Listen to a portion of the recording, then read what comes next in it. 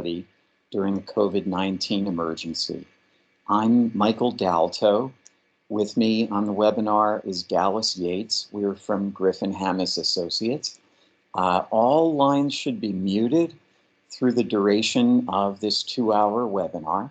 If you have any questions or comments, please feel free to type them into the chat at any point. I will be breaking periodically for questions.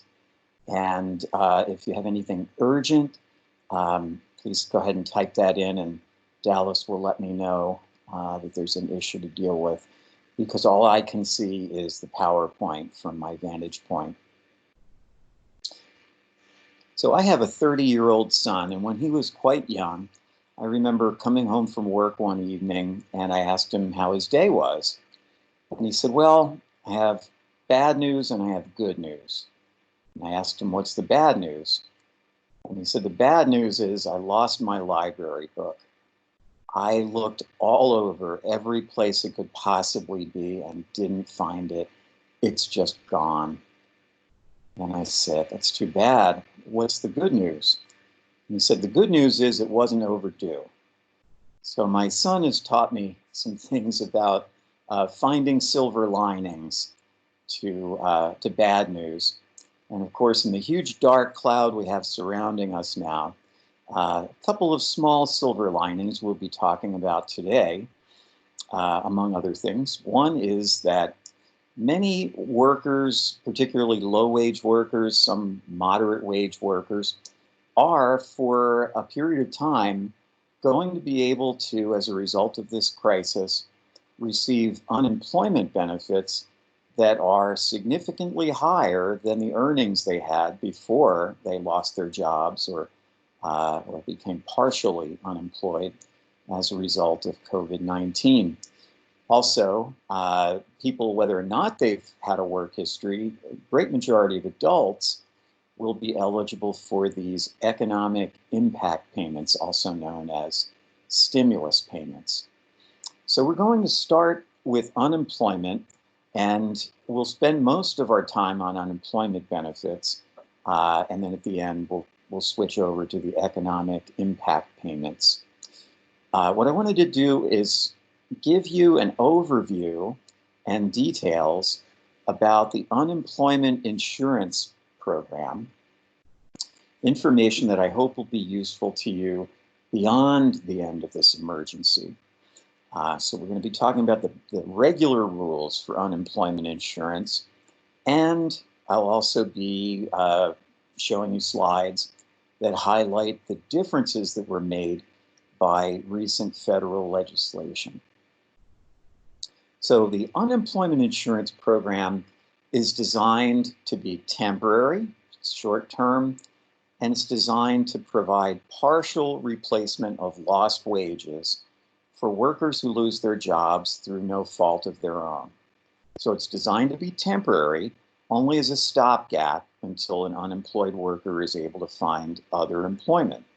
It's also time limited, and it doesn't provide usually under ordinary circumstances. Under COVID-19, the rules are different. But under regular rules, it doesn't provide the full amount of income that a person's wages did when they were still working. It's a joint federal-state program. The federal government administers it at the national level, and they establish the framework for the program and certain rules.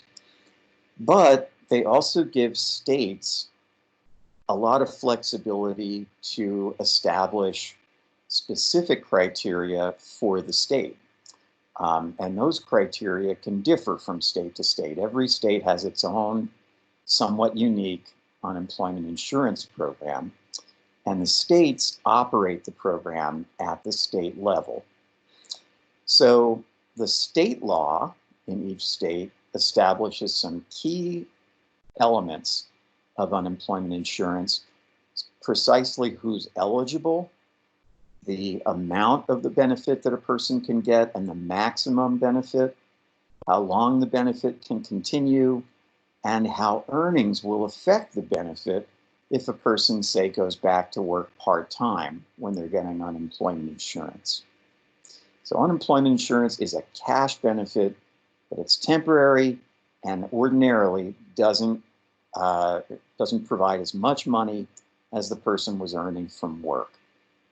Unemployment on sort of a broader scale, beyond helping individual unemployed workers, is also designed, particularly in periods of high unemployment like we're in right now, it's designed to help prevent the economy from collapsing by giving consumers money if they otherwise wouldn't have any or would have very little, so that they can keep pumping it into the economy.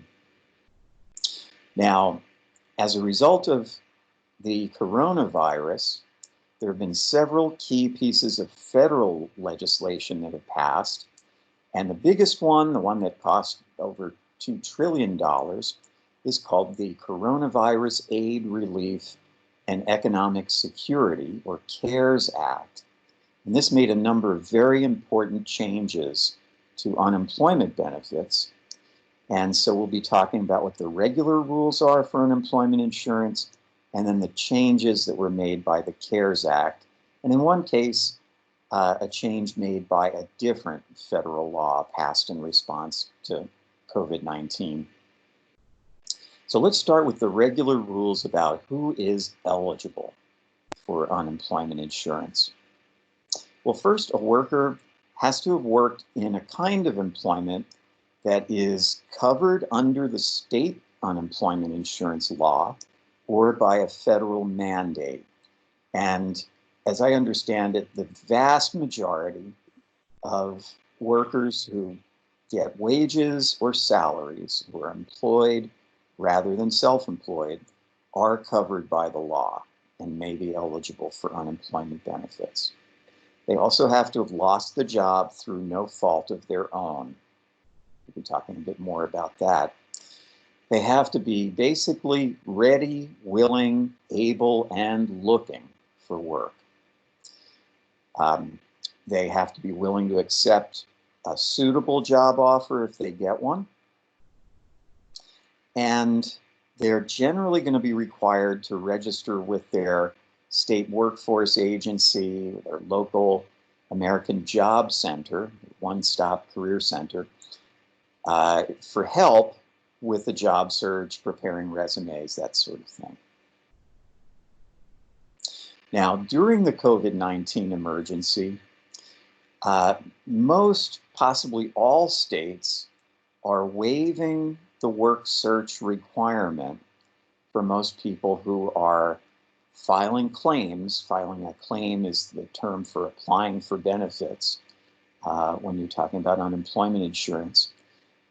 So for people who are filing claims or applying for benefits during the COVID-19 emergency, the work search requirement may be waived.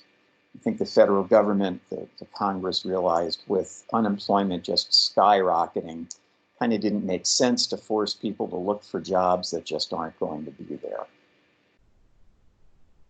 Now, if a person is approved for unemployment insurance, it's not enough for them to just get approved and then keep receiving checks or payments.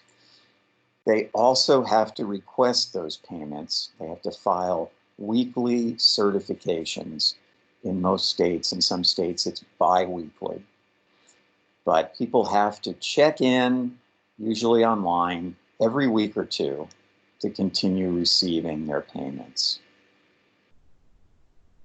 Also, under the regular rules, a worker has to have worked a certain amount, certain number of hours, or more likely had to have earned a certain amount of money from work during a period called the grace period. And in most states, the base period is going to be the first 4 of the last 5 completed calendar quarters before the person filed the claim or applied for benefits. That's a rather confusing description of what a base period is. It's not mine, but let me give you an example that I hope will clarify what the base period is ordinarily. So let's say that we were operating under regular unemployment insurance rules and not the changes made by COVID-19 legislation. And let's say that a person applied for ordinary unemployment insurance in April of 2020. Well, their base period would be the most recent 5 completed calendar quarters. So what would the calendar quarters be? Well, the most recent one would be January through March of 2020. That would be the 5th completed calendar quarter. And then the 4 quarters before that, which would have been the 4 quarters of 2019, January through December. So remember, the base period is the first 4 of the last 5 completed quarters. So the first 4 of those 5 would be the first 4 quarters in the period, or January through December of 2019. That would be the period during which the person had to have earned a certain amount or worked a certain number of hours within some of those quarters. Okay, now some states will provide an alternate base period. They'll say, well, if you didn't earn enough money during the regular base period, we'll see if you earned enough money in a different base period. And that alternate base period might be, for example, the last 4 completed calendar quarters, which would mean that you could possibly be eligible with that alternate base period if you hadn't worked quite long enough to have qualified for unemployment under the regular base period.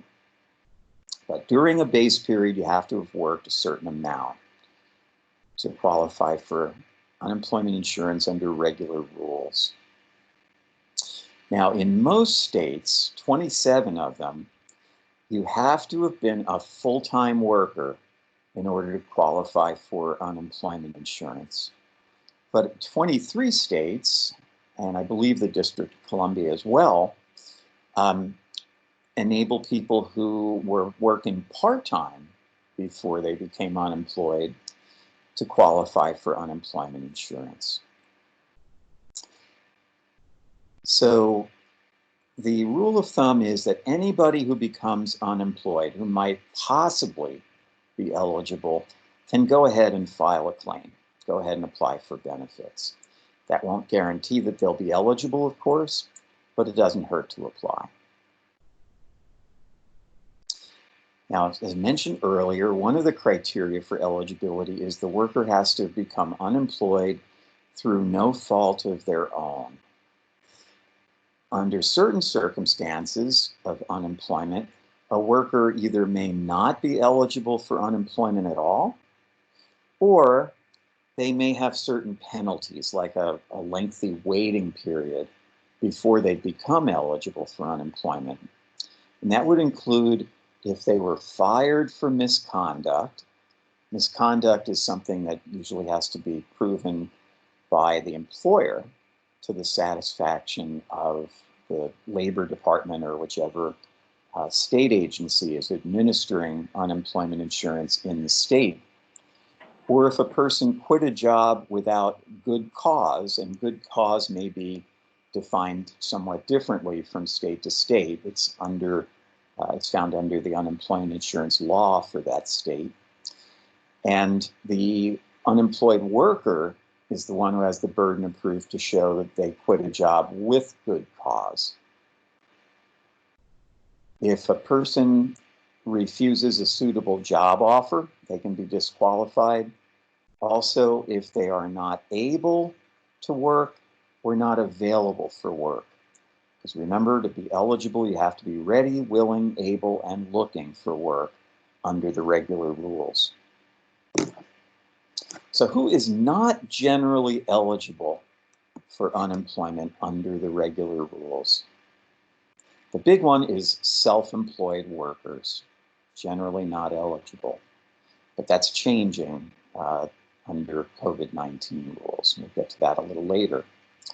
Also, generally not eligible are certain workers employed by their own families, politicians, elected officials, judges, and members of the state National Guard. So under regular rules, these groups are usually not covered. And I apologize, looks like we have a duplicate slide. We'll move on. So how much can a worker receive from unemployment benefits under the regular rules? This will differ somewhat from state to state, but generally, overall, that's sort of an average among states, unemployment insurance, or UI benefits, will replace about half of a worker's after-tax earnings up to a maximum benefit amount. So you'll get an amount which in most states is going to be about half of your after-tax earnings, or the maximum amount, whichever is less. Now the maximum benefit amounts vary from state to state. Just give you a few examples. In Missouri, it's $320 a week maximum under the regular rules. In Maryland, it's $430 a week. In New York State, it's a little over $500 a week. So there's a fair amount of variance from state to state. Now, some states will increase UI benefits if the worker has dependent children. They'll provide maybe a few extra dollars per week for each dependent, up to maybe a certain maximum number of dependents. But generally, even including the dependent benefits, the total benefit cannot exceed the state maximum. So the dependents' benefits will not increase the benefit more than the maximum for the state.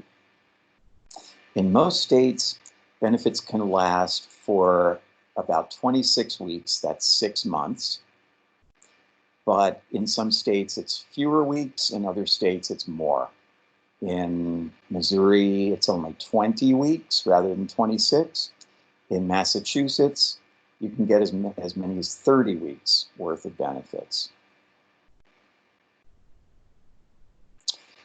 And now we'll move into the significant changes made by the CARES Act. Do we have any questions or comments in the chat so far, Dallas? None yet. Nothing yet. Okay. I almost guarantee we will after this next section.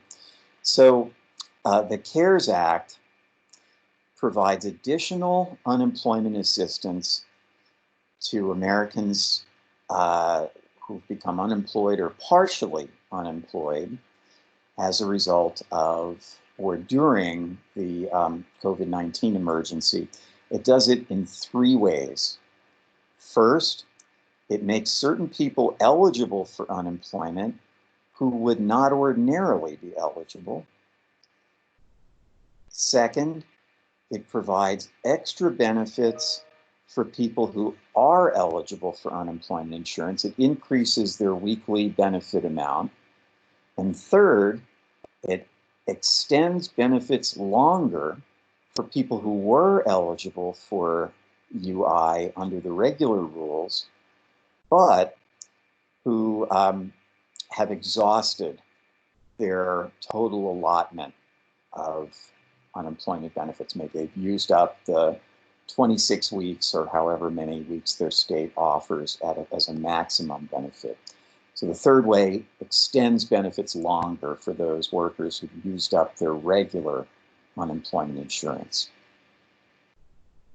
Now, the CARES Act only does this in states that enter into an agreement with the federal government.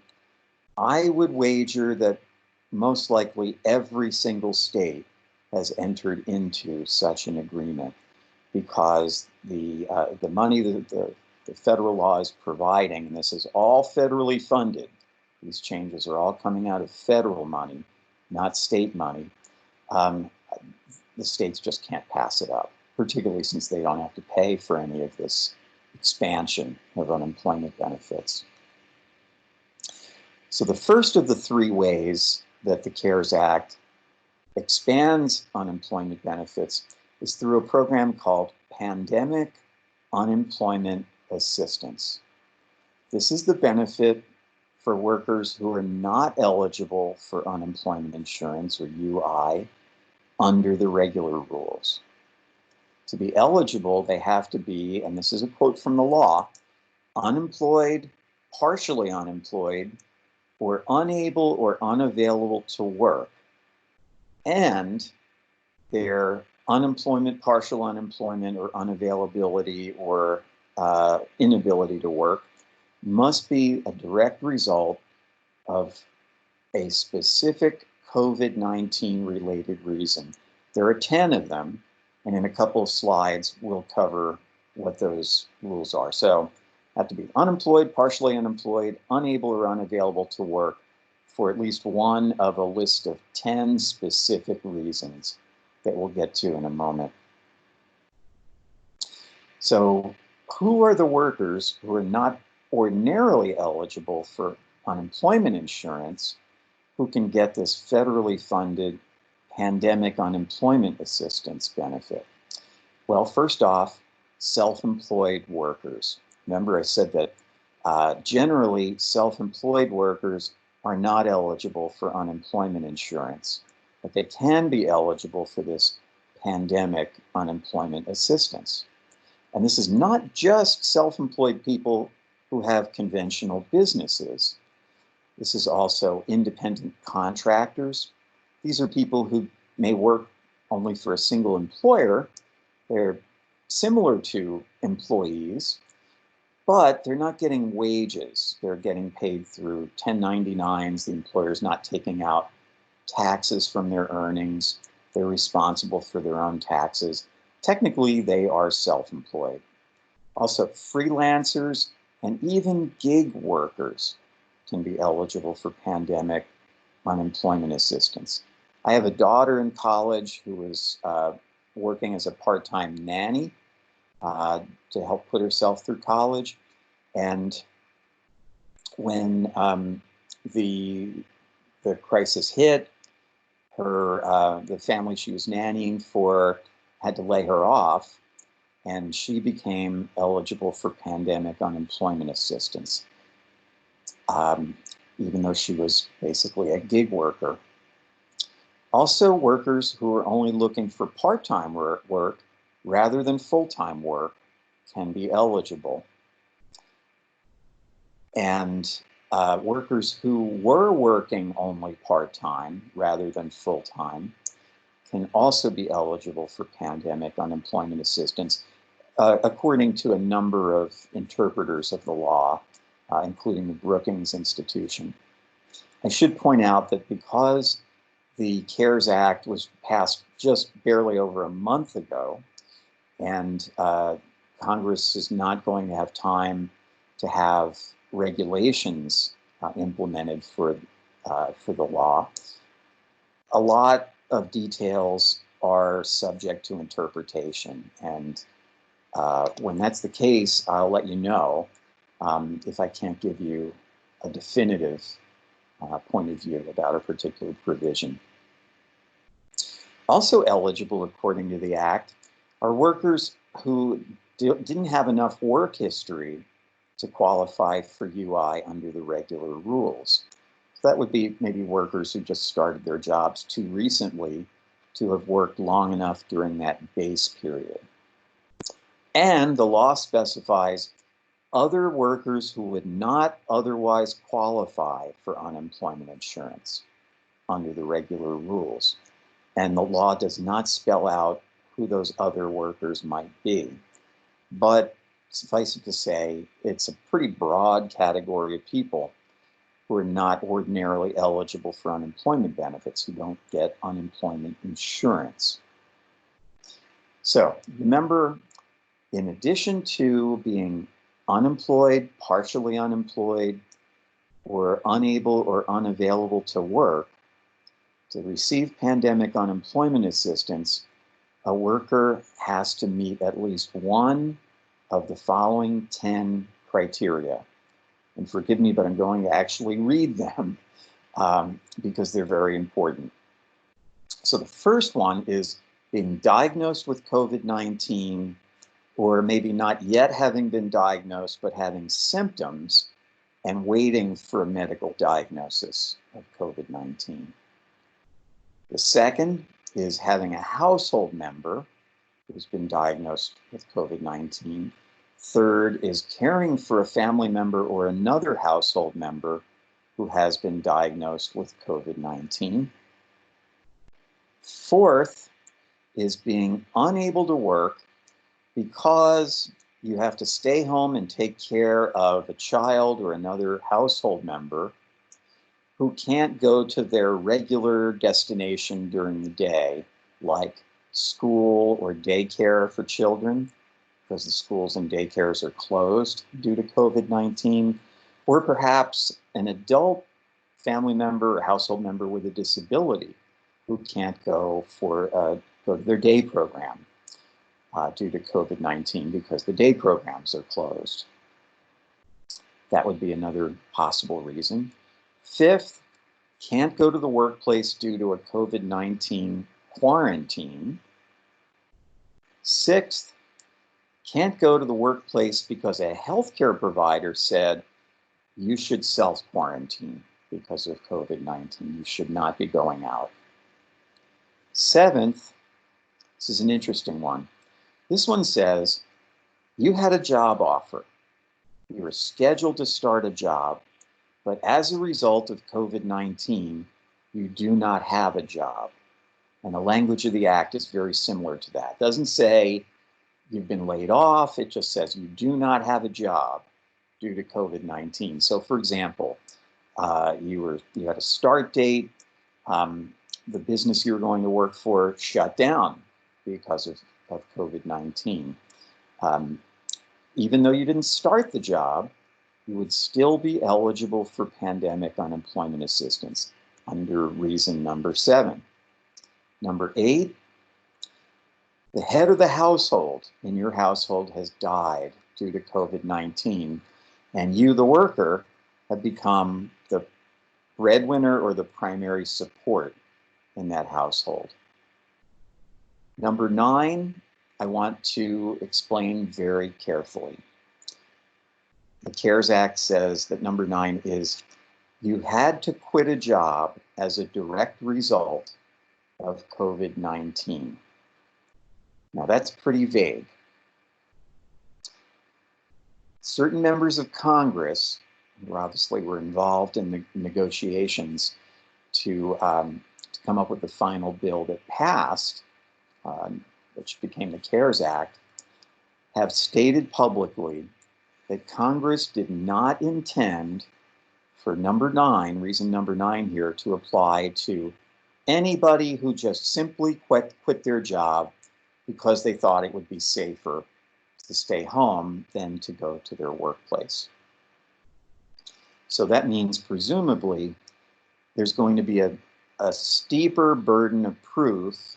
You're going to have a more compelling reason than simply that you were afraid of COVID-19 and so you quit your job. Now, the specific reasons have not been spelled out. This is all brand new territory. So what would constitute good cause for quitting a job due to COVID-19 has not been defined by any state so far or by the federal government. So what I'm about to tell you is conjecture on my part. But I would assume that if, for example, you had underlying health conditions or you were older than age 60 and were at particularly high risk of contracting COVID-19 and having serious complications or even dying as a result of it, that might be at least part of an argument to justify why you had to quit your job as a direct result of COVID-19 or quit your business. So That's just speculation on my part. This has not been defined. But members of Congress have made it clear that reason number 9 would not apply to just anybody who thought, I'm going to be safer if I quit my job and just stay home. Okay, it's got to be more than that. And finally, reason number 10, which is going to be a very common one, the person's workplace was closed due to COVID-19.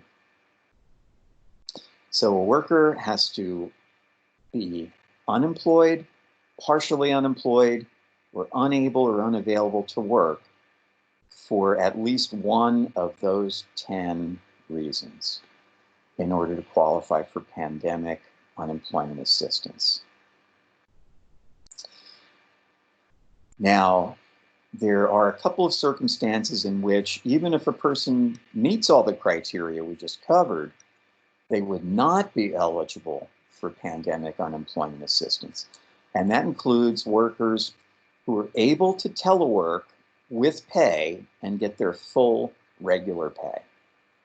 Okay, so if your workplace is closed, but you're able to telework, do all of your duties through telework, and get paid the full wage.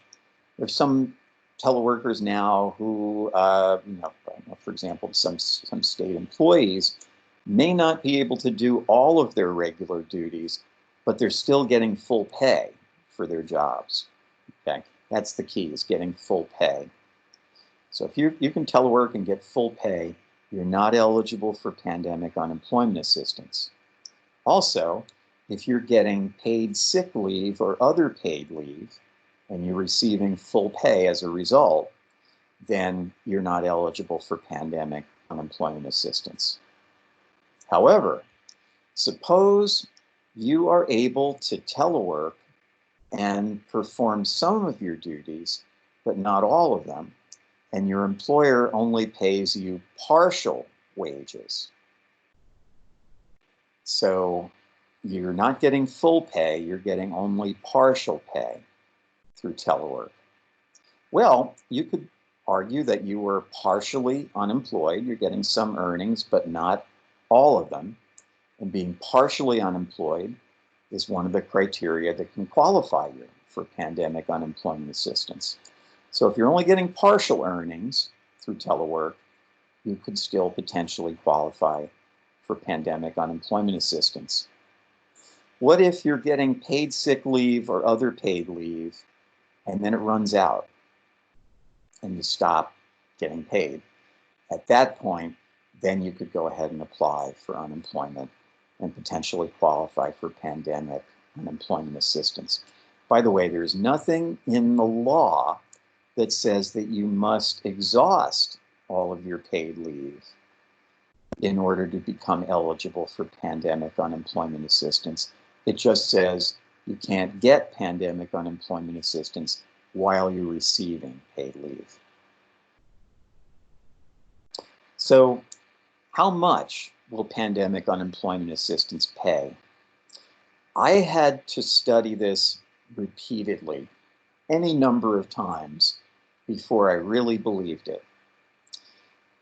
At a minimum, pandemic unemployment assistance for these workers who would not be eligible for regular unemployment insurance will pay a weekly benefit that equals at least half of the average unemployment insurance benefit for the state, plus an extra $600 a week until as late as July 31st. The CARES Act funds the extra $600 a week benefit through the end of July. So if a person remains eligible, they haven't gone back to work, then they could receive, in most states, well over $600 a week. They get at least half of the average unemployment benefit for their state, plus an extra $600 a week. So for example, in Missouri, which is a fairly low paying unemployment insurance state, the minimum a person should get through pandemic unemployment assistance is $733 a week. Now, I would wager that many of you on this call are working with a lot of individuals. You might even possibly be an individual who earns substantially less than $733 a week from wages. And so here under pandemic unemployment assistance, many workers, especially low-wage workers, will, at least through the end of July, be able to get more money from unemployment benefits than they were getting from wages. Now, the pandemic unemployment assistance can last for up to 39 weeks. That's 9 months, okay? But remember, the extra $600 a week will only last through the end of July. After that, if a person's still eligible, their pandemic unemployment assistance would drop down to at least half of the average unemployment benefit for the state, but possibly higher, but they would no longer get that extra $600 a week. Now, pandemic unemployment assistance ends, the program will end the end of this year, December 31st, 2020. So if a person has not used up all of their 39 weeks by the end of December of this year, that's too bad. They won't get any further benefits, even if they haven't used up all 39 weeks. Okay, so that's pandemic unemployment assistance. That's the most complicated benefit. The next two each take only a slide. So the second way that the CARES Act expands unemployment benefits is for people who do qualify for unemployment insurance under the regular rules. This one is called pandemic unemployment compensation. Remember, the other one was called pandemic unemployment assistance. By the way, this is rule number one for bureaucrats trying to confuse the public, is give very different benefits, very similar names. Unfortunately, it's difficult to keep track of which program is which because their names sound so much alike. But anyway, pandemic unemployment compensation is for people who are getting regular unemployment insurance. They qualified under regular rules, so they're getting their regular unemployment insurance benefit. Pandemic unemployment compensation just simply gives them an extra $600 a week until as late as July 31st. And finally, the third program is called Pandemic Emergency Unemployment Compensation. It sure would be nice if they just came up with distinct, different sounding names, but there you have it. This is the cash benefit for people who were getting regular UI, regular unemployment insurance benefits, but who used up their total allotment, which in most states is 26 weeks. So pandemic emergency unemployment compensation just simply gives those workers up to 13 weeks of extra benefits. That's an extra 3 months. So a person who gets pandemic emergency unemployment compensation is going to get a benefit that equals what their regular UI benefit was before it stopped, plus an extra $600 a week through the end of July. But the law says to qualify for this benefit, a person has to be able, available, and actively seeking work. So to get this one, a person does need to be looking for work according to the CARES Act, even though most people may not have to be actively looking for work to get benefits during the COVID-19 emergency. And this program also ends December 31st of 2020, whether or not a person has used up all of their additional 13 weeks. Okay, and I'm going to pause here, guessing there are probably some questions or comments. You getting any questions in the chat at this point, Dallas? So far, we just have one. It's from Okay. Catherine. She wants to know, do you have a chart that covers the difference between these three benefits? Well, that's a good question. I'm sorry, I did not create a chart. That would be helpful, and I'm sorry I didn't create one. But the rules are found on just this handful of slides, starting with 14 and ending with 23. But I'm sorry, Catherine, it's a great suggestion, and I wish I had done it. But this is the third repetition of this webinar, so this is the last one. Okay, so how do you apply for benefits, or file a claim is the term used for unemployment? Well, you want to go to your own state's unemployment insurance website. How can you find that? There's a link here on slide 24, www.servicelocator.org/OWS links, LINKS, .ASP. If you go to that link, it lets you enter the name of your state, and it will show you the link to the unemployment insurance website for your state. So you want to go ahead to the website. Most states, I would hope maybe by now, possibly all of them, are allowing people to file claims online. People can usually file claims by phone as an alternative, but I'll tell you, in all the states I know of that are dealing with this, this huge surge in unemployment and unemployment benefit claims, it's impossible to get through by phone. The phone lines are just so ridiculously tied up that I've known people who've tried to call all day, multiple days, and could never get through to anyone. So filing online is definitely a good idea right now. Now, some states might require claims to be filed in person, usually at an American Job Center. But I would think during the current emergency, when there's tens of millions of Americans, more all the time, filing, that states would get wise and make sure that people can apply online.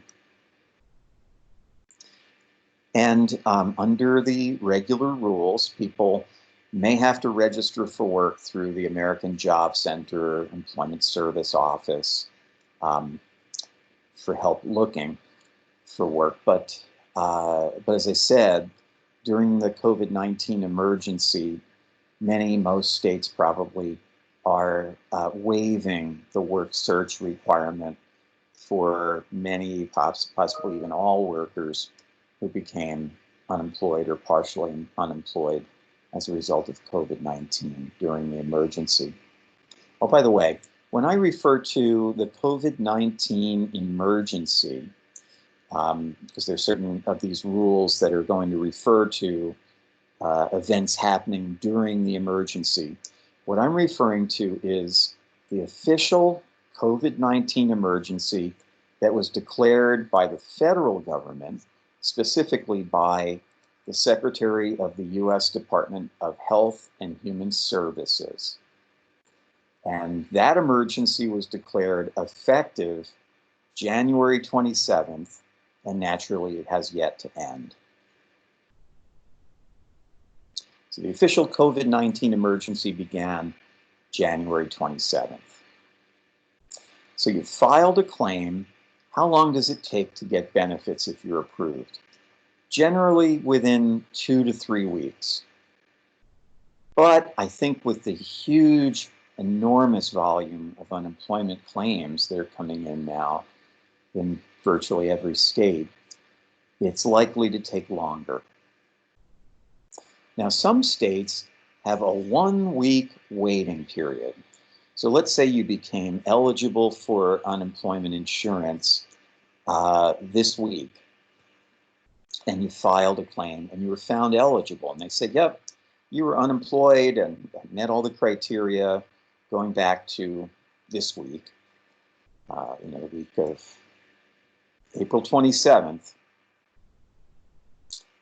But some states will say, well, we have a 1-week waiting period, So we're not going to give you your cash benefit, your unemployment insurance benefit, for the week of April 27th.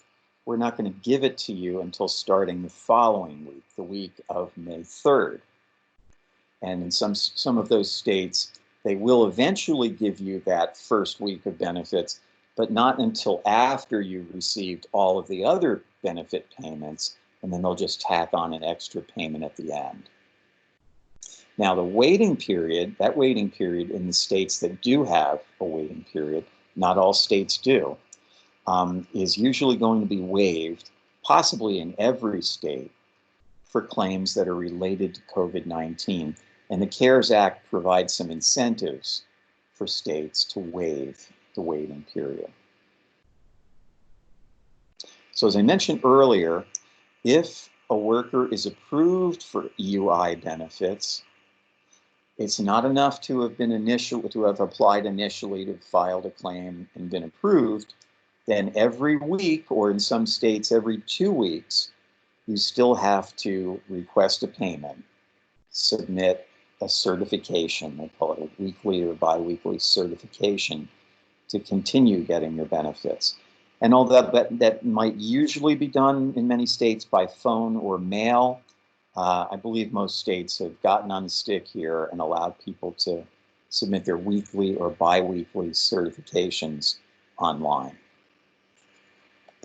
Now, if you're getting unemployment benefits and you start working, maybe part-time, maybe doing some gig work, you do have to report your earnings in a timely way, namely when you're doing your weekly or biweekly certifications. You would report your earnings then. Also have to report any job offers that you received if you were looking for work, and any jobs that you refused. So unemployment insurance benefits are taxable. Why is this an important point?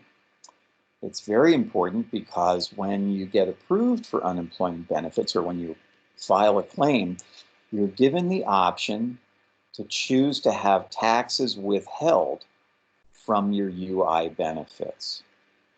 And that's a really smart choice. And I highly recommend it to anybody who files for unemployment insurance, because these benefits, as well as the federally funded benefits through the CARES Act, are all taxable. And if you're not having taxes taken out of those benefits when you receive them, and if you don't look ahead and save a significant chunk of that money to pay the taxes on the unemployment benefits after the end of the year, then you may end up with a big tax bill that you can't afford. So I definitely recommend that people opt to have taxes withheld from their benefits, so they don't come up short at the end of the year and find themselves unable to pay their taxes. So suppose you're getting unemployment benefits and you go back to work part-time. So maybe you're still looking for a full-time job, but right now you're just working part-time or just doing odd jobs or whatever it might be. How do the earnings from that part-time work affect your UI benefit? Well, if you're working just part-time, the UI benefit will be reduced, and the reduction is not that much less than dollar for dollar from the earnings.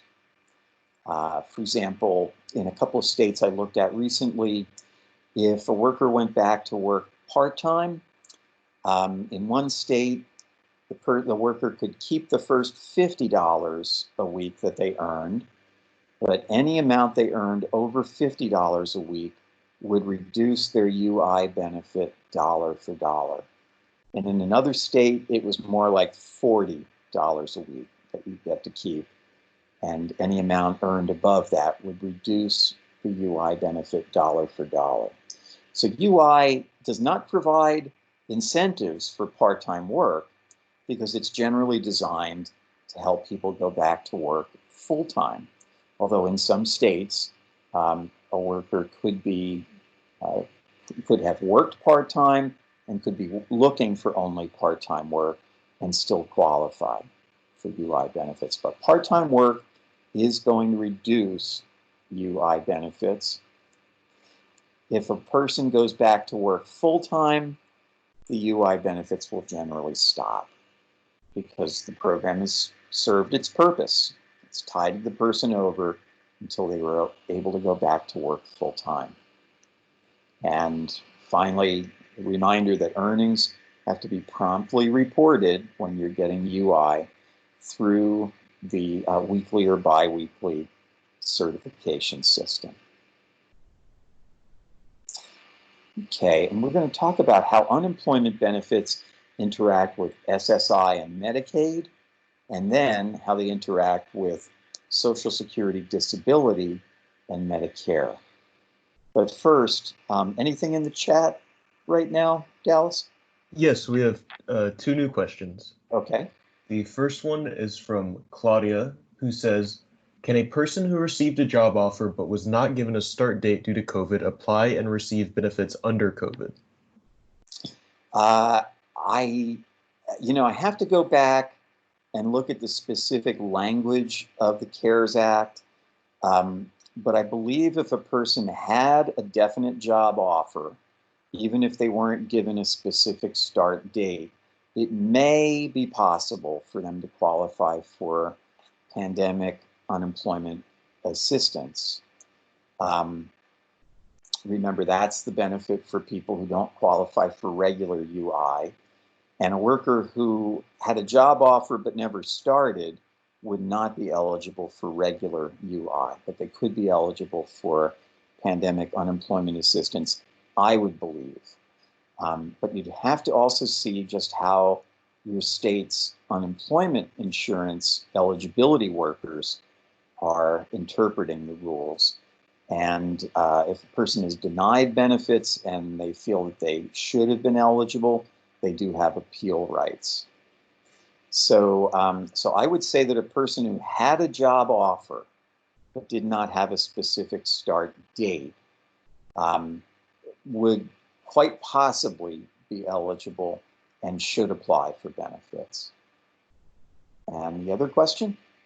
Yeah, this one is from Heather, who says, I wondered if the $600 extra UI offered has restrictions for FT, I'm assuming that means full-time, employees, or if everyone qualifies for it. Yeah, that's a really good question. It's very interesting that the extra $600 a week is not just for full-time workers. It's not just for workers who qualify for regular unemployment insurance, had enough work during the base period, et cetera. It's basically for anybody who's eligible for either the pandemic unemployment assistance or the extra $600 a week for people who are getting regular UI, or the extended benefits for people who used up their regular UI. Everybody, even people who had very limited part-time work and qualified for pandemic unemployment assistance, can still get that extra $600 a week. It's not like it's prorated. It's not like they say, well, you only worked 10 hours a week, so we're not going to give you an extra $600 a week. We'll reduce the extra amount we give you. No, it's a flat $600 a week for everybody who's eligible for benefits, which is a really nice thing for low-wage workers to be getting, at least for a few months. It kind of levels the playing field a bit. Okay, and any other new ones come in since I started? Yeah, we got one new one from Jamie, who says, what documentation would you have to show that you were offered a job? A client was offered a position to start on March 17th. He would have completed paperwork that day. He got there and was told that the start date was being pushed back. Yeah, I would assume there's nothing in the law that specifies a detail like this, but I would assume if that person applied for unemployment, they're going to need to have something in writing from the employer. If they didn't get an official job offer in writing up until that point, if they contacted the now just prospective employer, but not actual employer, who had given them the offer, I would say they probably need to contact that employer and ask if they could get anything in writing. If they couldn't get anything in writing, I'd say they should go ahead and apply anyway. Go ahead and file a claim and provide the information about the employer, and then the unemployment eligibility worker perhaps would contact the employer to verify that the worker actually received a job offer. So that's a detail that's going to have to be worked out by the individual states, how they verify that a job offer was actually tendered to the worker. Okay, and is that the last one for now? Yeah, Cal? that's the last one. Okay, great. So many of you work with people who get SSI or Social Security disability benefits, possibly Medicaid or Medicare. And what we're going to do now is start with how unemployment benefits affect SSI and Medicaid under the regular rules, and then the changes that have been made as a result of COVID-19. So under regular rules, let's say a person gets SSI and they're working, and let's say maybe they're working in a state where part-time workers can be eligible for unemployment insurance, and they've been working part-time. Their SSI has been reduced somewhat due to their earnings. One nice thing about SSI and earnings is that earnings reduce SSI, but not dollar for dollar. SSI is reduced by less than half of a person's earnings, which means they come out ahead. They come out with more money because the increase in their income from their earnings is much more than the decrease in their SSI. Okay, so let's say a person is now getting a reduced SSI benefit and earnings, and then they become unemployed. They're laid off, for example, and they apply for unemployment insurance. Stuff in the yard. So they There's a ton they get approved for unemployment insurance benefits. The unemployment benefit is considered unearned income rather than earned income. And unearned income reduces SSI benefits almost dollar for dollar. They don't count the first $20 a month of unearned income, but for any amount over $20 a month, the unearned income will reduce the SSI dollar for dollar. So that means if you're receiving a high enough unemployment insurance benefit, you'll have enough unearned income to reduce your SSI all the way down to zero. And then your SSI payment will be suspended. It will stop. Not necessarily permanently, but it will stop.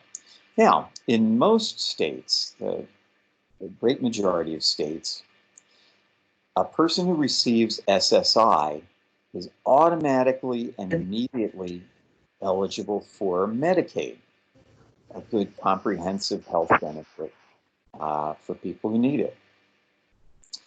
But if a person's SSI stops due to unemployment insurance, they will usually still lose the Medicaid that they're receiving through SSI benefits.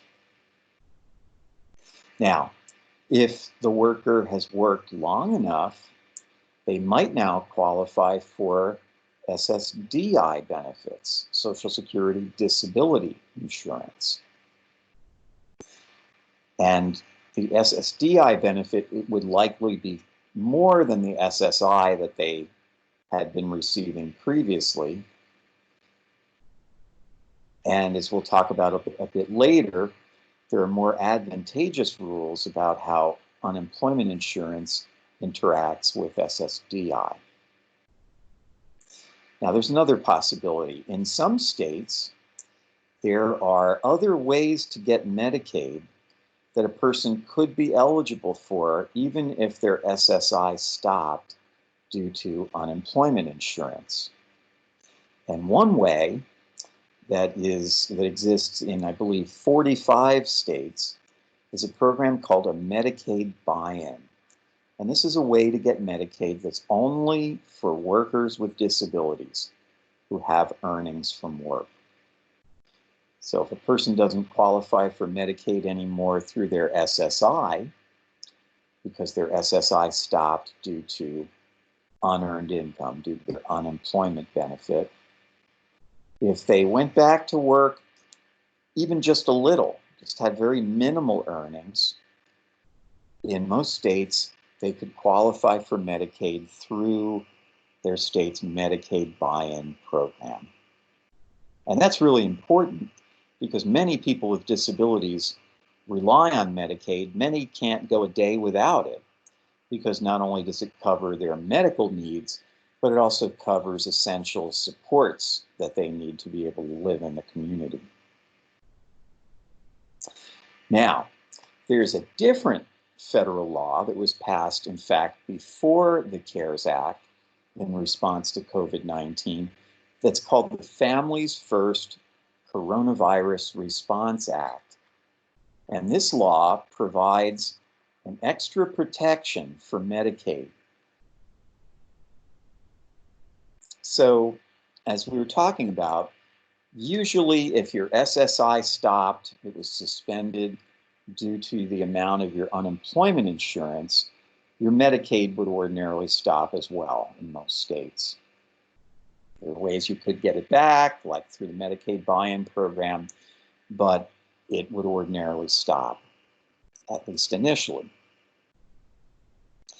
But the Families First Coronavirus Response Act changes that. This law says to states, you know what? We'll give you a lot more federal money for your Medicaid program if you'll follow certain rules that we're setting in the CARES Act. Okay. Now, just to take a step back for a moment, the Medicaid program is jointly funded by the federal government and the state government.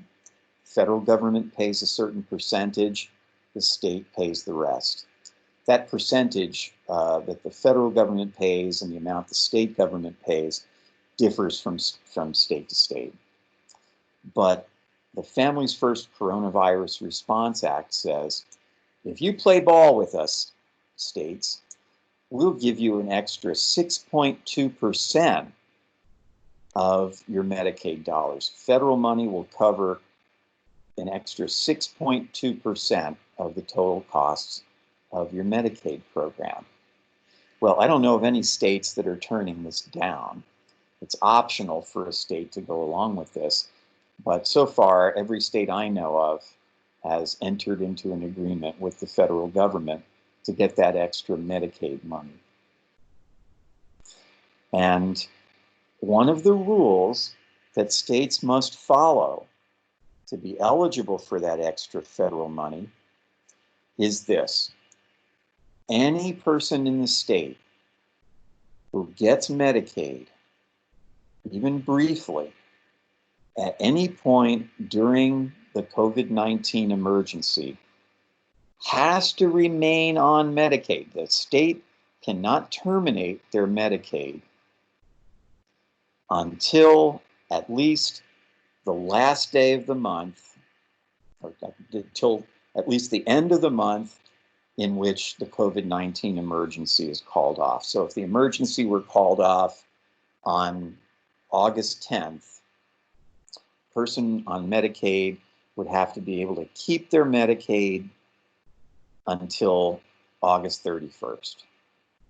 And that's true even if the person would not be eligible for Medicaid any longer under regular rules, such as because they lost their SSI due to unemployment benefits.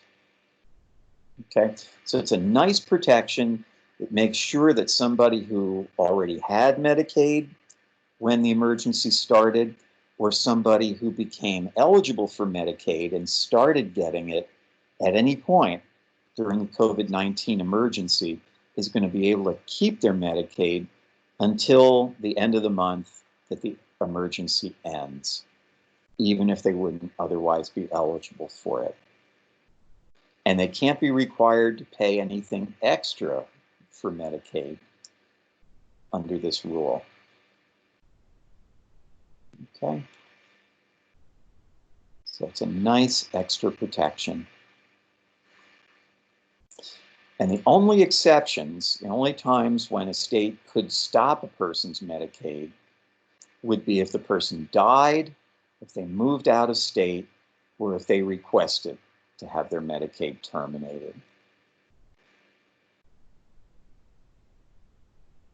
Now, the CARES Act says something about the extra $600 a week unemployment benefit under any of the three programs and the Medicaid program. It says the extra $600 a week unemployment benefit does not count as income for Medicaid or the Children's Health Insurance Program, which is kind of a variant of Medicaid for certain children and some pregnant women.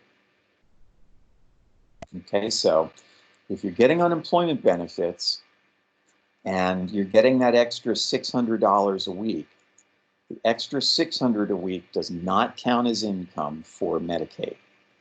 And that may enable you to keep below the income limit, because the majority of your unemployment benefit may not be counted, that extra $600 a week.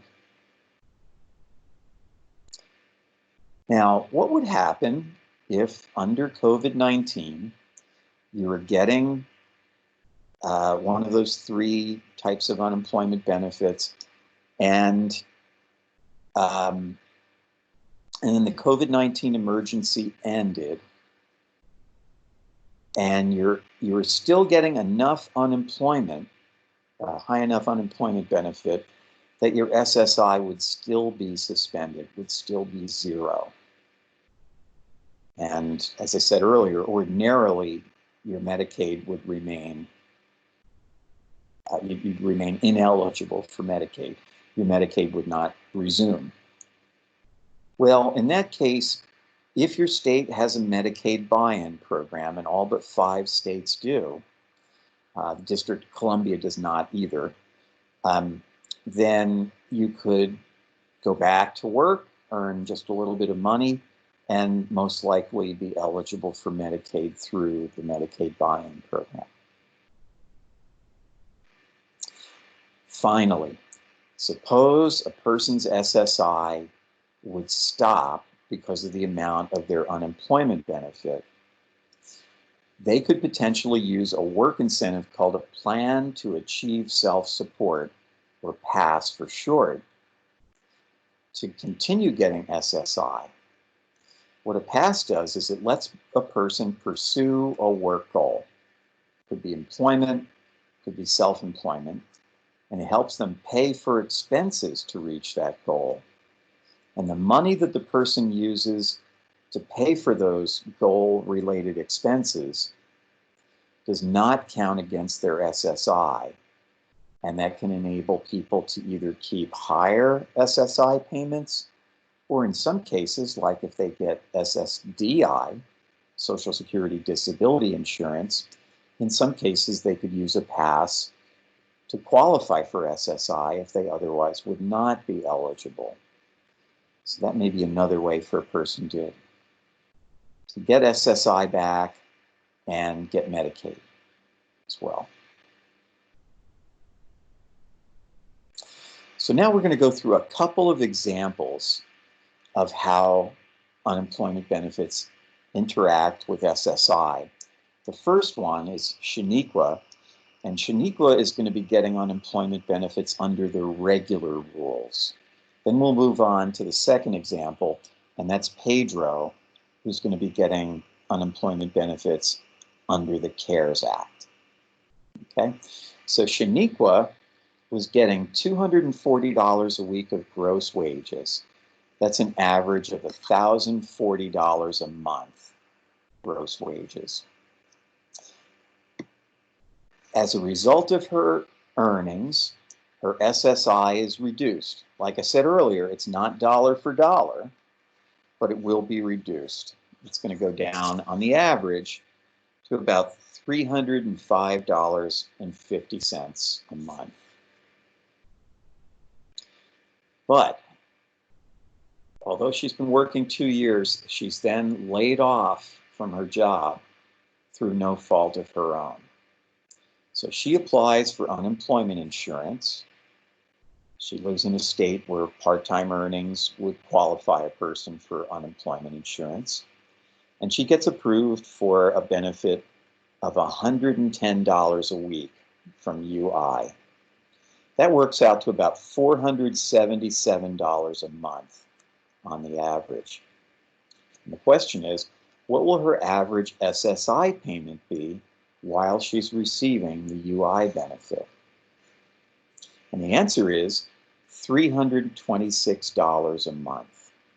Remember, I said that unearned income, like unemployment benefits, reduces the SSI almost dollar for dollar. All but $20 of the UI benefit is counted against the SSI. Now, Shaniqua lives in a state which, like most states, has a maximum SSI benefit of $783 a month for an unmarried individual. But the unemployment benefit is going to reduce that amount by $457 a month. $20 less than her $477 a month UI benefit. So if you take $783 minus $457, the difference is $326 a month. And that's the average amount of SSI that Shaniqua should get. So now, what will her average total income be before taxes?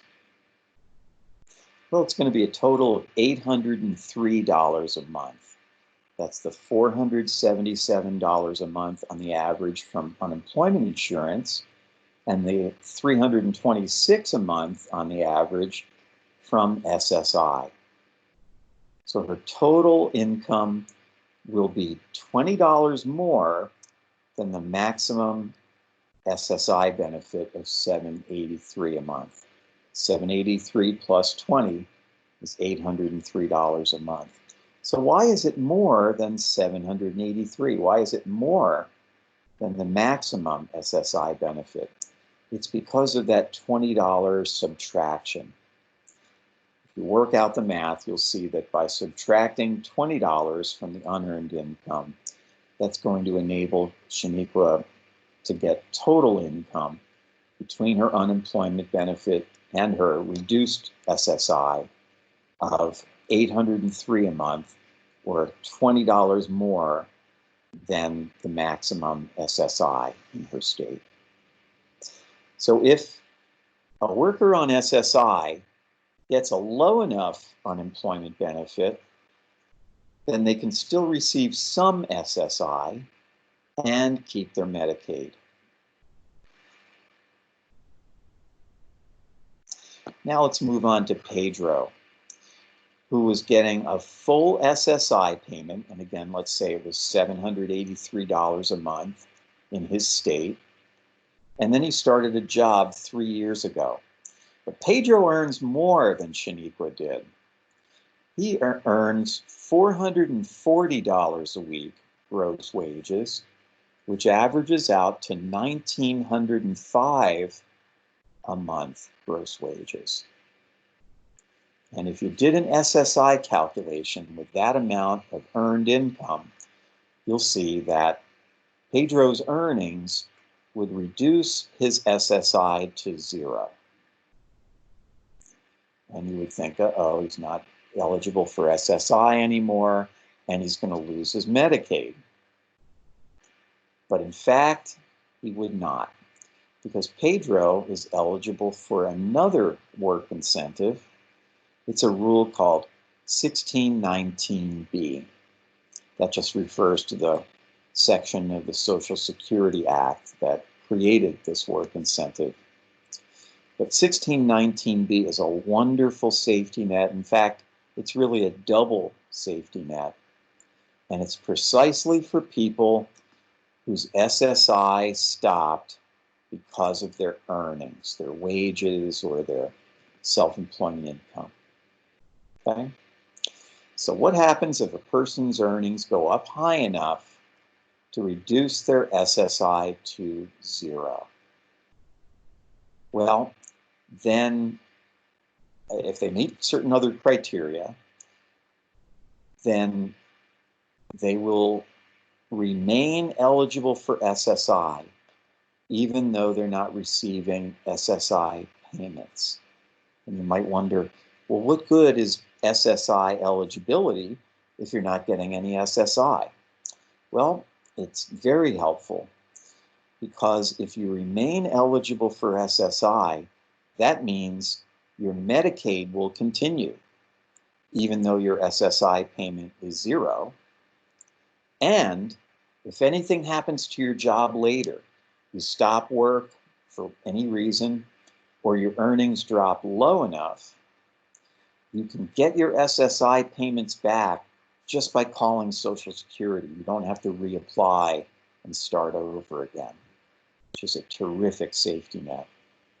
So Pedro is still eligible for SSI, because although he gets 0 SSI, he is eligible for 1619B, which means his SSI eligibility continues.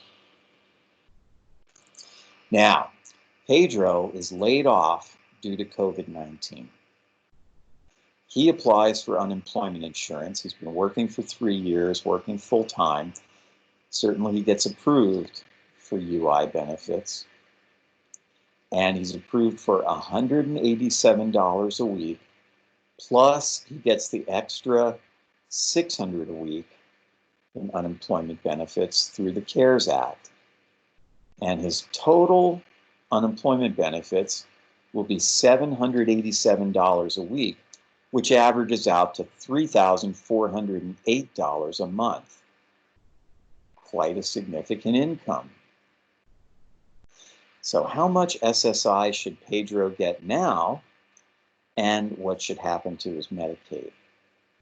Well, he should get 0 SSI, because with over $3,400 of UI, which is unearned income, that's certainly going to reduce his SSI to 0.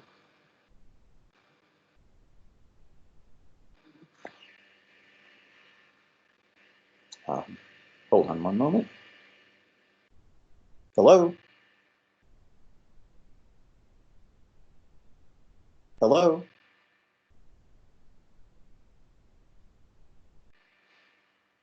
I'll check and see if people can still hear me.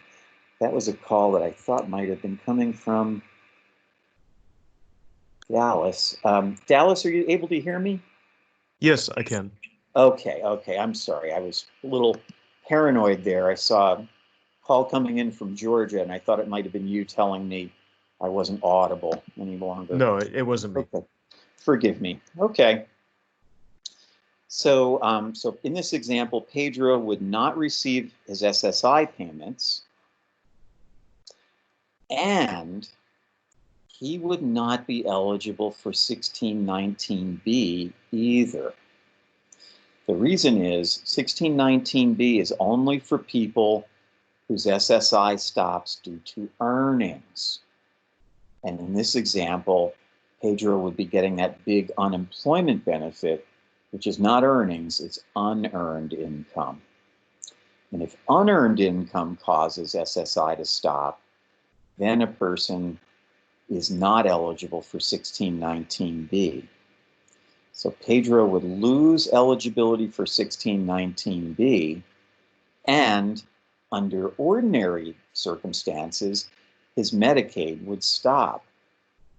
But remember, Pedro was receiving Medicaid during the COVID-19 emergency. And that means the state would continue his Medicaid at least until the end of the month when the emergency was called off, even though he would not ordinarily be eligible because he'd have too much unearned income from unemployment. Okay. And finally, I'm going to talk about the interaction of unemployment benefits with Social Security, disability, and Medicare. This is much quicker, and then we'll pause for some questions again.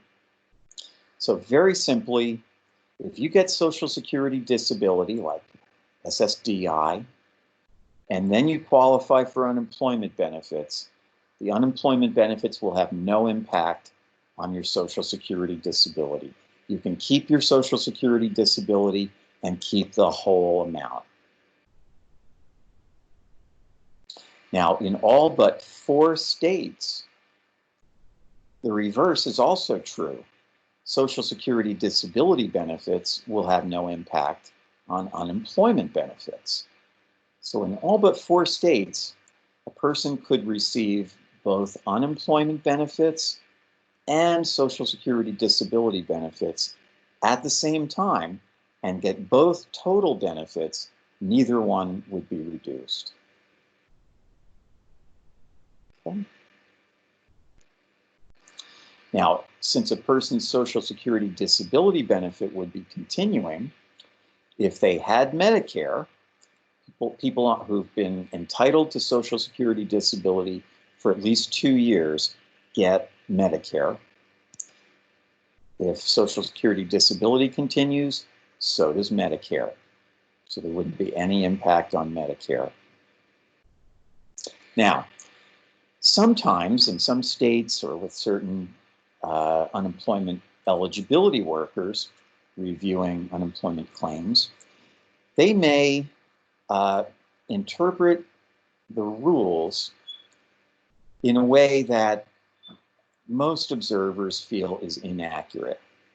They might say, well, if you're getting Social Security disability, that means you can't work or you can't work full time. Therefore, you're not eligible for unemployment benefits. And that's not the case. And I would say that anybody who was denied unemployment insurance benefits because they were getting Social Security disability should appeal that decision, because they could be eligible for both. And we'll do one example, and then we'll pause for questions. So Cecilia starts out getting $920 a month of SSDI. She's not getting any SSI. She's been working in her job for 5 years. She earns $280 a week gross wages. That averages out to $1,213 a month. She's laid off due to COVID-19. She applies for unemployment benefits. She gets approved for $120 a week of unemployment insurance, plus she gets the extra $600 a week through pandemic unemployment compensation. So her total unemployment benefits will be $720 a week, or $3,118 a month on the average. And the questions are, should she continue to get SSDI? And if so, how much? And how much total income should she receive? And the answer is yes, she can keep her SSDI, and she keeps the whole amount, the whole $920 a month. And she's also getting $3,118 a month of unemployment benefits on top of that. Add her SSDI and her unemployment benefits together, she's going to get a whopping $4,038 a month. And you notice that neither the SSDI nor the unemployment benefit is being reduced. So she'll be able to get a nice windfall. But again, the $600 a week can last only through the end of July. That's when the funding for it ends. Okay. Any questions in the chat at the moment, Dallas? Yeah, we have one more from Jamie, who Okay. says a client is trying to submit web certs each week, but the system is saying the client isn't eligible for unemployment. However, the person received their unemployment for the whole month of March. They haven't been able to get through on the phone. Is there anything that they can do? Oh dear. I'm afraid I don't know. That's often a state-specific issue. It's not surprising they can't get through on the phone, but it does appear to be an error.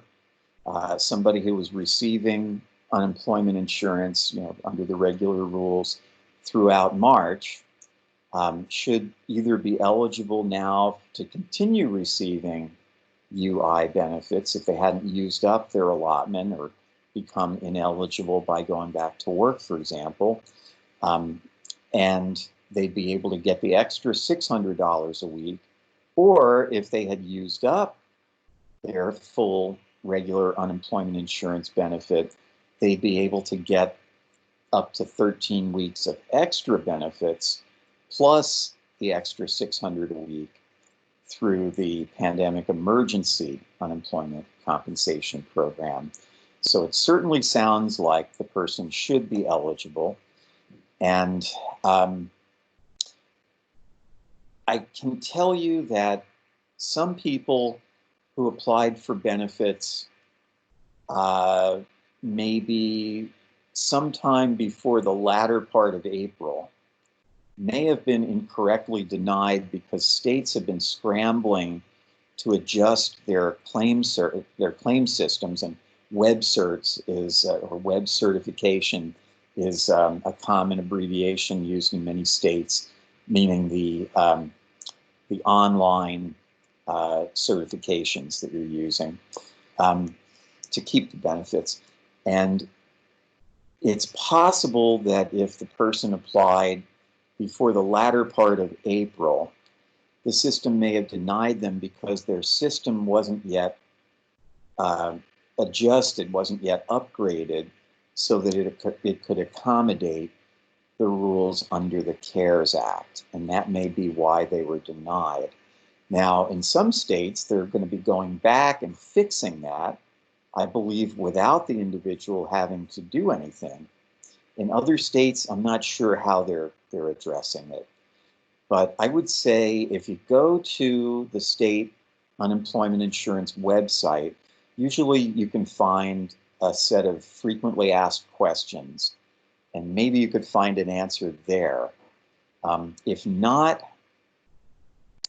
I'm just not sure. I'm wondering if maybe it would be possible to reach somebody at an American Job Center who might know something about unemployment, even though they wouldn't be an unemployment eligibility worker, and maybe they could tell you a better answer. But it's definitely something that the person should pursue because they definitely sound eligible. Okay. Any other questions besides Jamie's, Dallas? Not right now, no. Not yet. Okay, got it. Well, if you'd like to get more information about unemployment benefits, you can go to, of course, your state's website, and I gave you a link earlier that can help you find the website for unemployment insurance for any state. Or if you're a glutton for punishment, you could read relevant sections of the CARES Act, which is linked here on slide 46. That ends our discussion of unemployment insurance. However, if you come up with additional questions through the remainder of the webinar, please feel free to go ahead and type them into the chat, even though we're moving on now to economic impact payments. So the CARES Act not only provides these expansions to unemployment benefits, but it also provides these extra payments to most adult Americans, and in some cases, maybe even a few children. And to be eligible for these payments, a person does not have to have worked ever they could still qualify for these economic impact payments, which are commonly known as stimulus payments.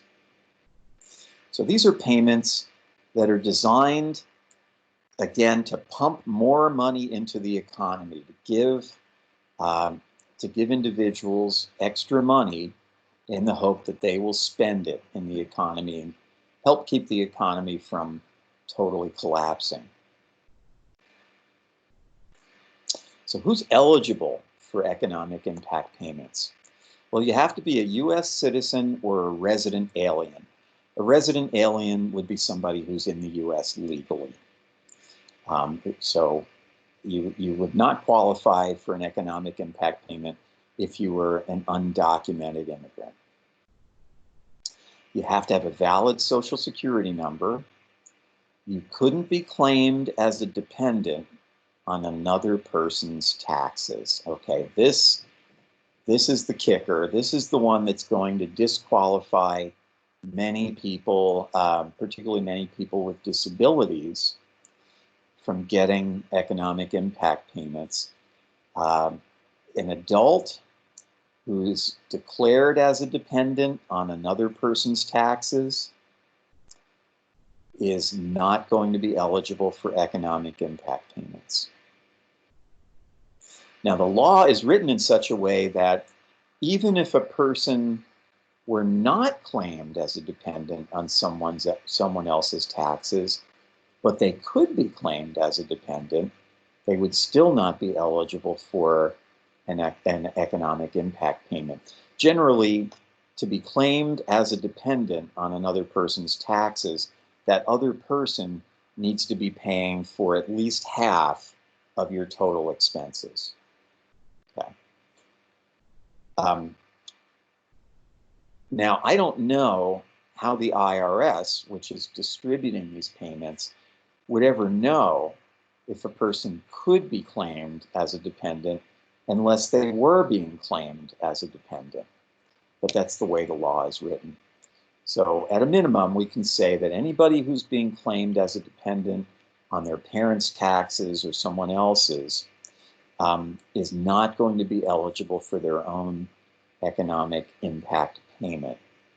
But as we'll talk about in a moment, certain kids who live with their parents or other people may be able to help increase the amount of the economic impact payment that the adult they're living with is receiving. We'll get to that in a little bit. And then fourth, and finally, the person has to have income that's below certain limits. Their adjusted gross income, that's basically their taxable income, has to be low enough for them to qualify. And we're going to talk about what those limits are on the next slide. But first, how much can you get? This is typically going to be the number one question that people have. How much can I get from this economic impact payment? The basic payment, which most people will receive, is $1,200 for an unmarried person. It's $2,400 for a married couple who are filing joint tax returns, plus an extra $500 for each qualifying child. A qualifying child is a dependent child who lives with the taxpayer and is going to be under age 17 at the end of the year, at the end of 2020.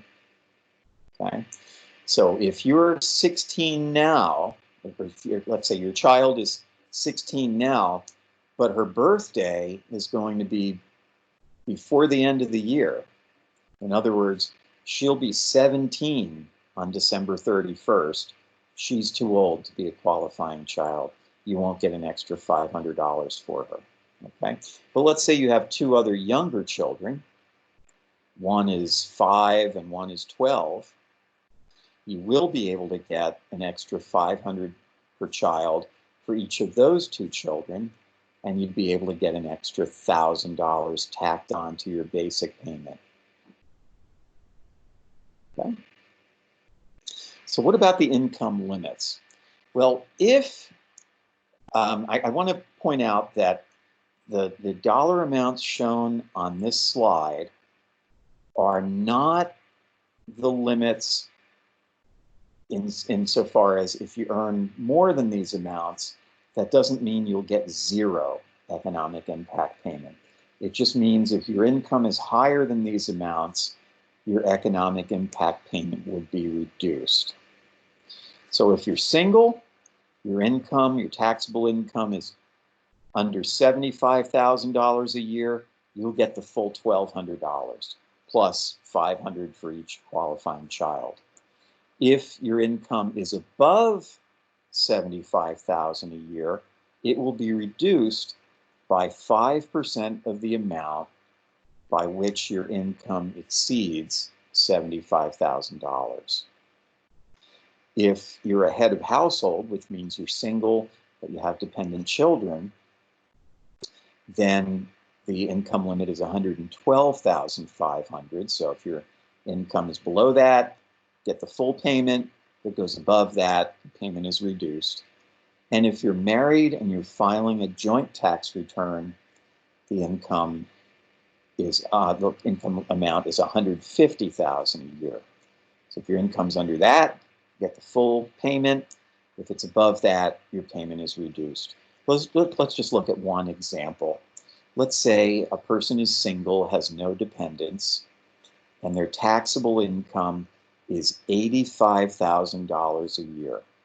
Well, that's above the $75,000 amount.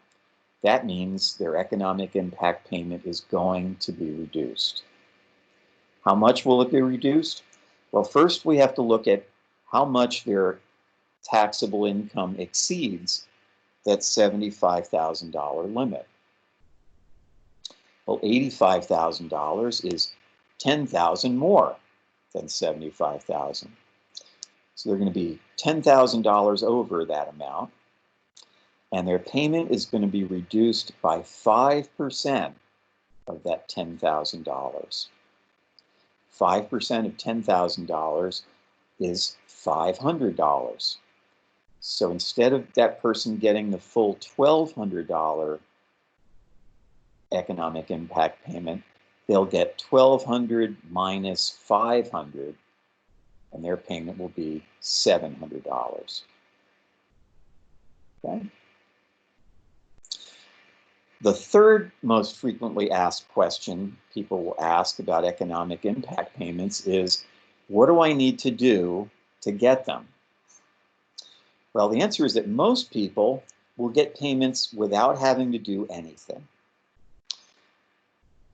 Anybody who filed a federal income tax return in 2018 or 2019 will get their payment. They don't have to do anything. Also, people who didn't file tax returns because they didn't have to, their earnings were low enough, they weren't working at all, their other income wasn't enough to have to file a tax return, but they're getting SSI or a Social Security benefit, could be Social Security disability, Social Security retirement, or Social Security survivor benefits, or they're getting railroad retirement benefits, and they've been getting those benefits since 2019 or earlier. They'll be able to get a payment without having to do anything. So why does this work this way?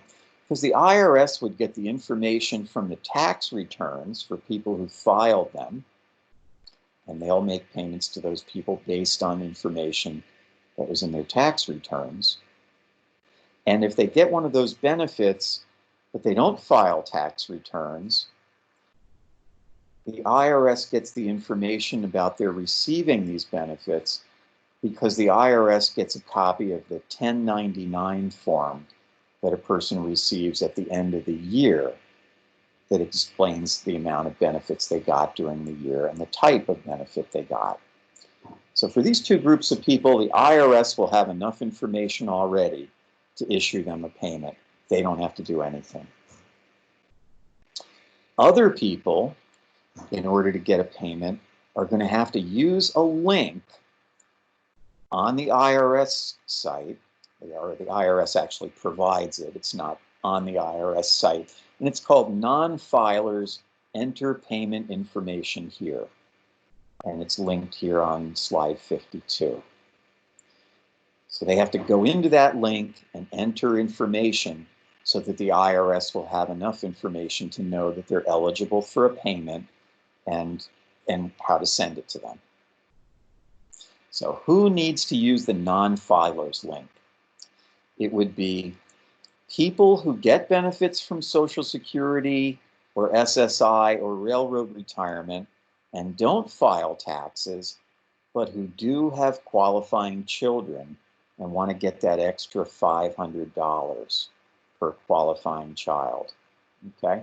Now, I'm not contradicting myself. I said previously that somebody who gets benefits from Social Security, SSI, or railroad retirement, and who doesn't have to file taxes and doesn't file taxes will get their payment without having to do anything.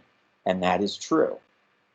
But what they won't get is the extra $500 per qualifying child, because the IRS won't have information about their qualifying children based on what they've already got, unless the person tells them about the qualifying children using the non-filers link.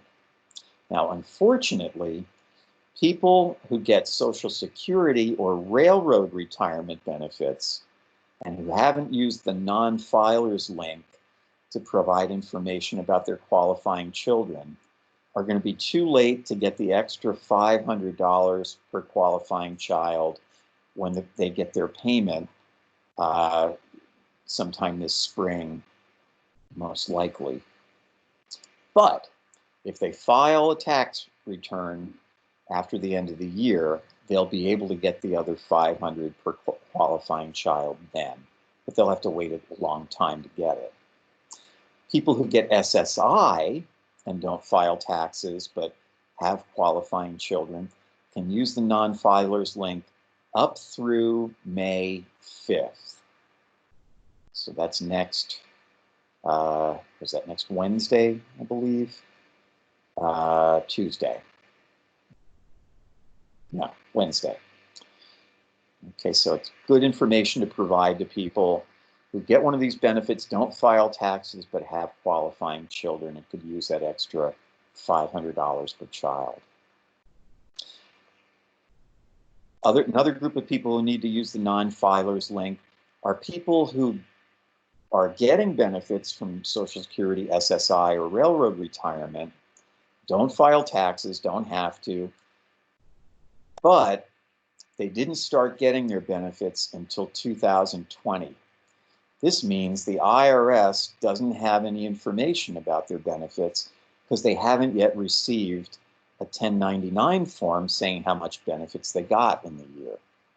So they're going to want to use the non-filers link.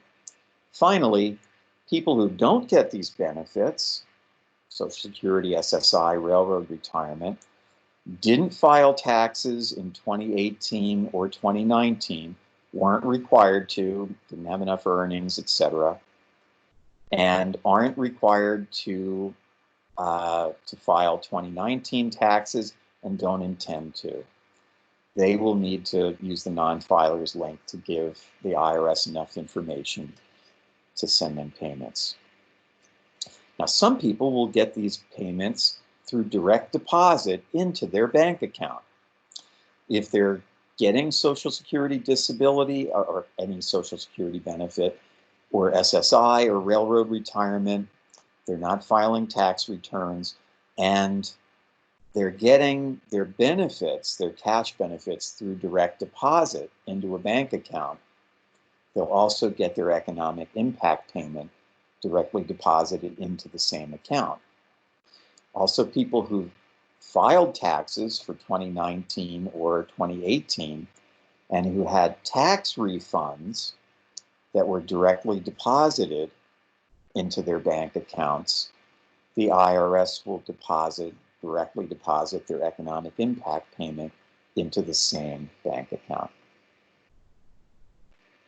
Now, if a person doesn't qualify for the direct deposit automatically in one of the two ways shown on the previous slide, they can request a direct deposit of their payment if it hasn't already been issued, mailed to them, using another link for the Get My Payment tool, which can also be used to track the status of someone's payment when they might expect it. And that's at the link on slide 55 here. If they don't qualify for automatic direct deposit and they don't use the Get My Payment tool, then their payment will be mailed to them.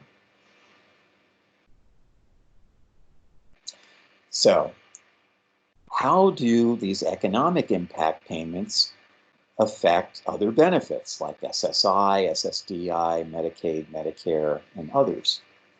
Well, the rule is nice and simple here. These payments don't count as income for any means-tested public benefit. That means a public benefit that's based on financial need and that is wholly or partially federally funded. That includes SSI, Medicaid, food stamps, which are also known as SNAP or Supplemental Nutrition Assistance Program, rental assistance programs funded by HUD, the U.S. Department of Housing and Urban Development, the Temporary Assistance to Needy Families Program, that's cash benefits for low-income families with dependent children, and VA pensions, those are pensions provided to disabled veterans who became permanently, totally disabled, but not as a result of active duty, not during active duty. They get this benefit from the U.S. Department of Veterans Affairs. So if somebody's getting any of those benefits, their economic impact payment will not count as income and will not affect those benefits. Now, some of those benefits, SSI and many forms of Medicaid, for example, have limits not just on income, but also on resources or assets, things like bank accounts. Now, the economic impact payments don't count as resources. They don't count against the resource limit for 12 months after they're received. That gives the person plenty of time to spend the money so that none of it will be left and none of it will be counted as a resource a year later. So economic impact payments are not taxable. Remember, unemployment benefits are, but economic impact payments are not taxable, don't have to be declared on person's taxes. Now, can economic impact payments be withheld by creditors to pay back past due debts? And I have good news and I have bad news. The good news is government debts, with one exception, cannot be used as a reason for the government to withhold or claim a person's economic impact payments. So if you owe back taxes or other federal or state government debts, the federal or state government cannot come after your economic impact payment to help pay back those debts. But if you owe past due child support, the government can come after your economic impact payment to pay the past due child support. So the bad news is that private creditors can apparently legally go after the economic impact payments, and that can also include people's own banks if they owe, overdue, overdraft fees, things like that. I've heard of examples in which even the nursing homes that people live in have been going after their economic impact payments if people owed the nursing home money. However, just because it's legal doesn't mean it's ethical. And if a person has a creditor who's trying to claim their economic impact payment, or if you fear that they might, then the person should contact their state consumer affairs office, their elder affairs office, or a local legal services agency. At the bottom of slide 60 here, there's a link to an article on this topic published by the National Consumer Law Center that provides helpful information about strategies to help a person's economic impact payment from being seized by private creditors. And for people who want more information about the economic impact payments, there is a web page on the IRS site devoted to it, and that's linked here on this slide.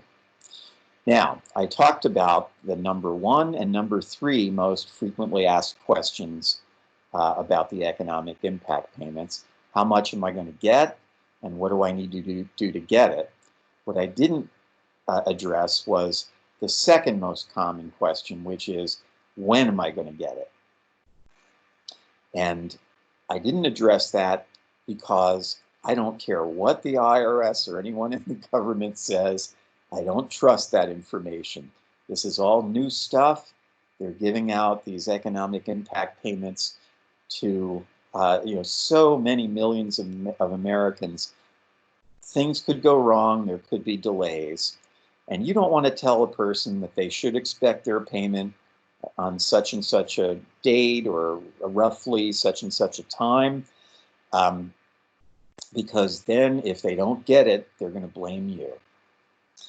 But as I mentioned a few slides ago, the Get My Payment tool that's linked here on slide 55 can be used. If the person clicks on it, it can give them information about the status of their payment. All right, and that's it. So, Dallas, do we have any questions in the chat? None right now. Nothing. Okay. Well, I am going to stay on for a few minutes. It's about 7 minutes till the hour, and we're scheduled to end on the hour. If you have no questions and you're satisfied the content is finished, and you're welcome to sign off. If you may have some questions, maybe you're typing right now, I will stick around to answer any final questions. And afterwards, you will receive a copy of the PowerPoint for the presentation so that you can look at it without having to watch the entire webinar again. But you'll also receive a link to a recording of it if you'd like to listen again or pass it along to someone else. Okay. And any new questions in the chat, Dallas? No. Nothing. Okay. All right. Well, thank you all very much for participating in the webinar. Hope you got something out of it. And please stay safe and healthy. Goodbye.